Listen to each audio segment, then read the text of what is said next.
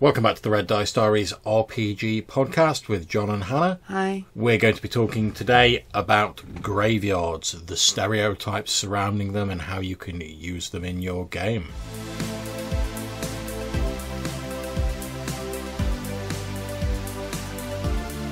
Okay, so we're talking today about graveyards, some of the stereotypes and how you can use them in your game. So I suppose the sort of initial stereotype I tend to think of is, that sort of atmospheric thing of like it's a dark night, there's a full moon, there's a low-lying fog hanging around the ground. You see the gravestones and probably like an angel statue or something emerging out of the fog. Maybe you're on the trail of like a vampire or something similar. And the graveyard is like a sort of ideal trapping for that, because obviously the players tend to be like from the world of the living, and the graveyard sort of inhabits that space between the worlds of the living and the dead because there's dead bodies there. But obviously mourners come to pay their respects. That there's priests, etc. around there. Obviously it has religious overtones as well, so all of that can really be used to sort of reinforce the existing themes in a horror story. Well, yeah, this is absolutely true. But also, you can take a setting like a graveyard and you can really use it to personalise your game. So, you mentioned angel statues. Well, if there's no angels in your religion, that's not going to be there. Well, that's true. It's a really great way to pad out like what's going on in your game with just a few little details. I mean, consider just the difference between a British graveyard and an American graveyard. Oh yeah, yeah. And we've never been to America, but as we see them in films, yeah.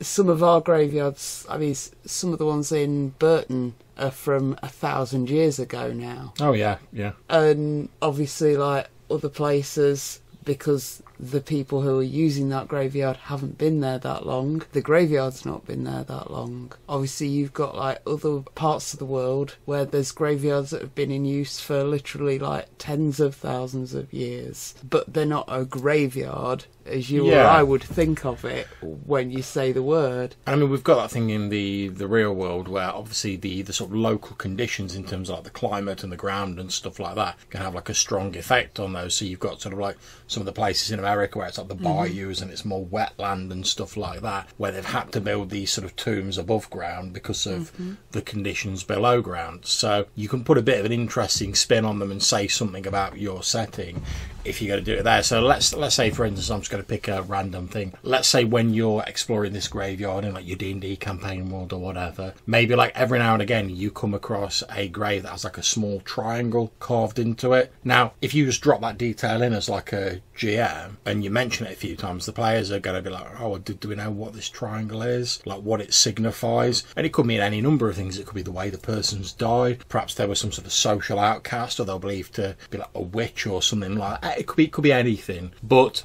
similarly, a badge of honour. Yeah, exactly. Yeah, it could have been someone who died in like a particularly noble war or something like that. However, by dropping a few things in there, just little things like that, you can get a lot more mileage out of the graveyard, and it moves it from being just the background for a place where other stuff happens to actively having the players engage with it. And as far as I'm concerned, anything you can do that get players asking you questions about it. So in this case, like you mentioned a few times, there's a third gravestone you come across with a little triangle carved into it. At some point, some player, whether it be a cleric or whatever, is going to be like, oh, do I know what those triangles are? And even if you say no, they might be interested in finding out more, so you're sort of leading them into your world. Something else that's really handy about graveyards is that everything dies, so no matter what your setting is, there's got to be some place where bodies are disposed of. Oh yeah, of course. And even if it's like, I mean, Lex, for example, that setting,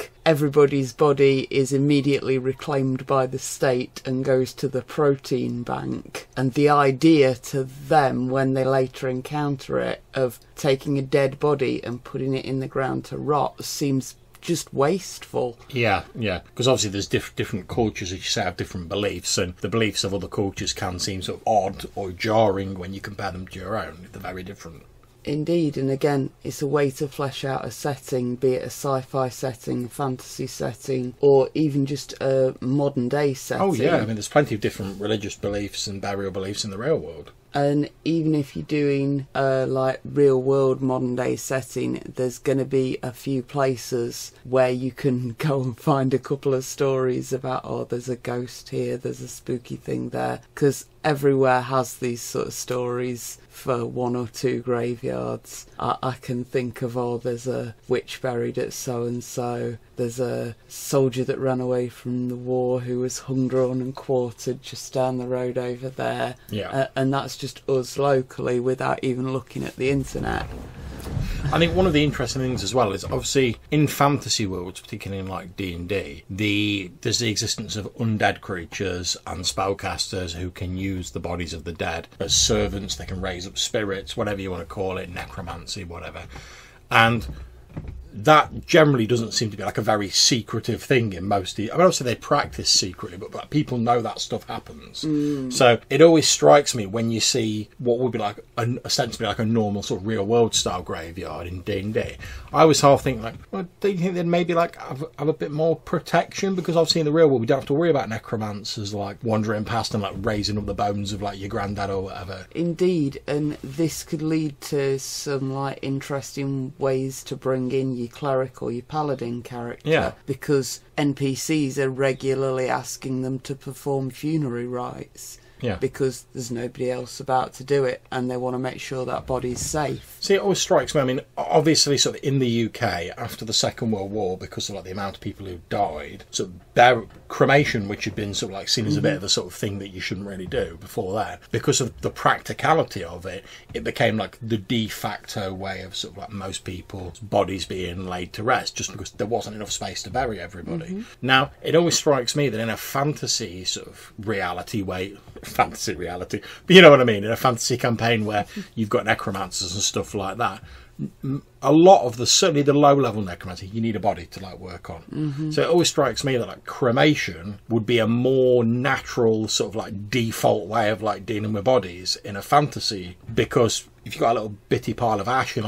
put it in a nice decorative urn, you can have it on like a plinth, you can do whatever you want with it, you can bury it, whatever. But it always strikes me as that's less likely that is going to get raised up or return as a vampire or whatever you want to call it. Absolutely, but then fuel becomes an issue, getting fuel. There's exactly. all kinds of things that you can use a graveyard for like telling the history of a world as well, just by those markers. Not just like, because markers and bodies are not necessarily the same thing as far as a graveyard goes. Was it Whitby we went to not long ago where half the stones there were for sailors that were lost at sea? Yeah, they're more like monuments than actually like grave markers. And even if you do go in for cremation for the practical reasons you've just suggested, there's still going to be places where people go to mourn their dead, and you're still going to be able to look at that and see that like a lot more people died in that particular year because there was a war, or maybe a lot of people were dying in this particular year because of the plague. And again, this is stuff that you can seed into your world without too much effort. Yeah, it's just nice by having the players walk through a graveyard. And obviously it's a nice way for people who are playing like your clerics, your paladins, you're ostensibly more sort of religious characters to sort of get their moment in the spotlight, because if you're barbarian characters are like, oh, do I know what's going on with these graves, you'd be like, probably not, you're a barbarian.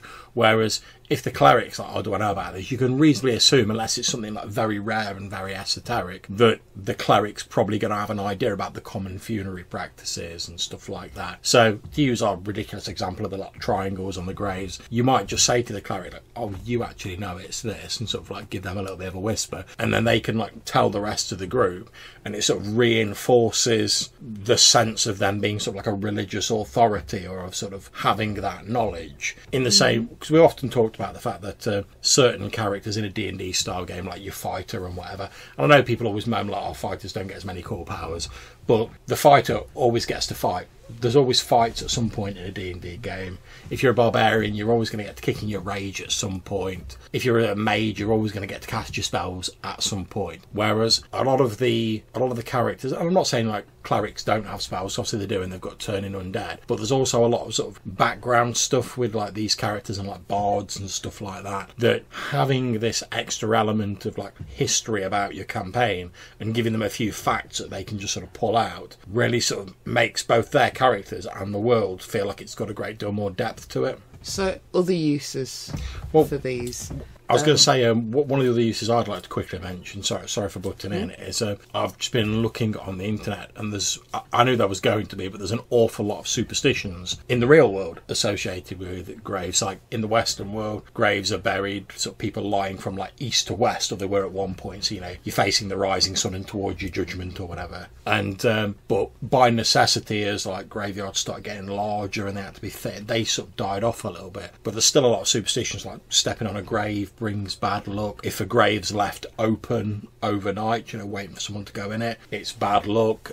It's supposed to bode ill if a pregnant woman for like the baby's future, if a pregnant woman goes near a grave, stuff like that. And some of these I hadn't heard of, some of them I have, but you've got to think if there's that many superstitions in the real world, there's definitely going to be superstitions in a fantasy world where you've got actual ghosts and like things. Absolutely, and that's definitely another really good way you can flesh out your game.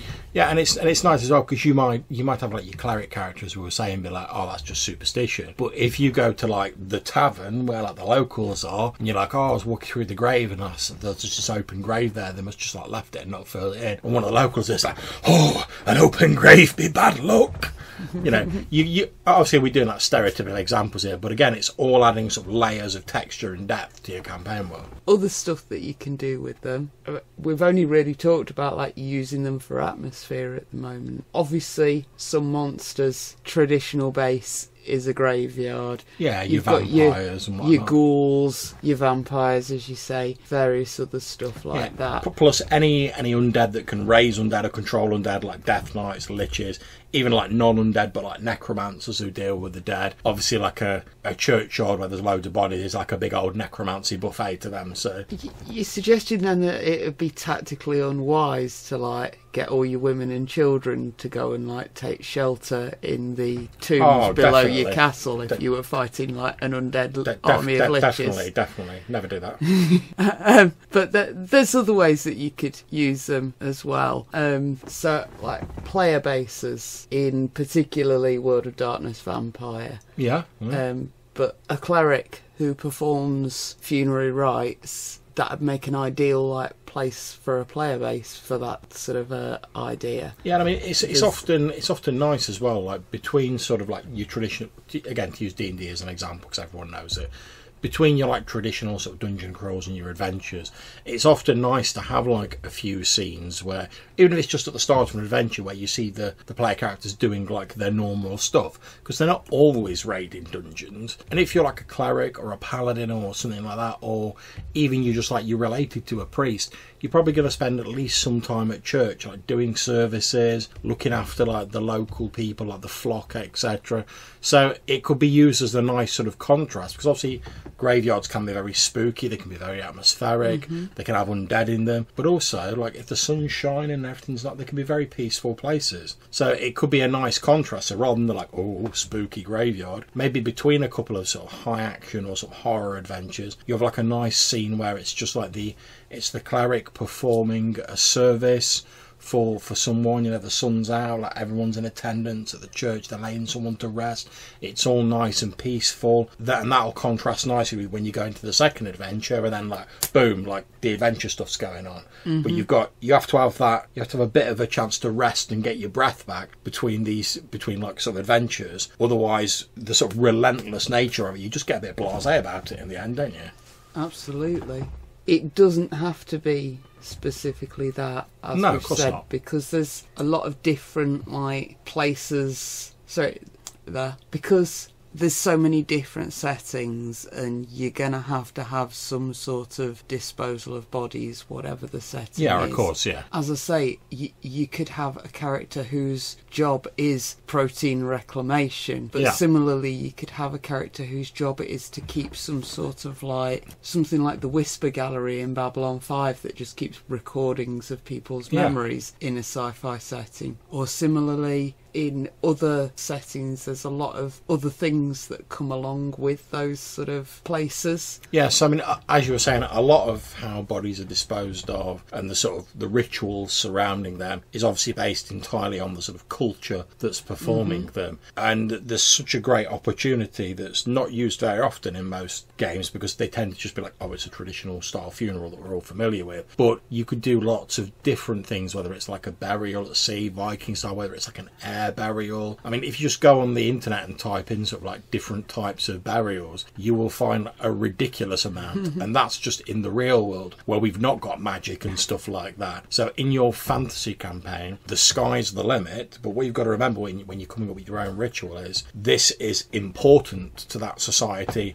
that's performing it. Because if burying the dead wasn't important, they'd just like throw the body anywhere. So it's obviously important to that society. So what form the ritual takes and the sort of ceremony surrounding it is going to say something about that society. So you should just sort of keep that in mind a little bit when you're coming up with a description of that. You suggested going on the internet and having a look. I very much suggest taking a look at the Ask a Mortician on YouTube. Yeah, it's a very good channel. She tells a lot of interesting stories about various things to do with her job as a mortician and famous dead things. Yeah, and it's a mix of sort of education and entertainment, sort of telling you like the facts about sort of working in a mortuary and, you know, like death arrangements and stuff like that. So it's very informative, but also it's like entertaining and there's historical episodes mixed in there and stuff like that. She starts with the assumption that you're going to be a bit of a morbid nerd and that you're probably there just to see some like interesting stuff about dead stuff. But yeah, if as Hannah's saying, if heartily recommend it. If you want to know a little bit more about the stuff that goes on in the real world, and then you can sort of extrapolate on that to use it in your fantasy, your sci-fi game, whatever, definitely go onto YouTube and have a look for Ask a Mortician.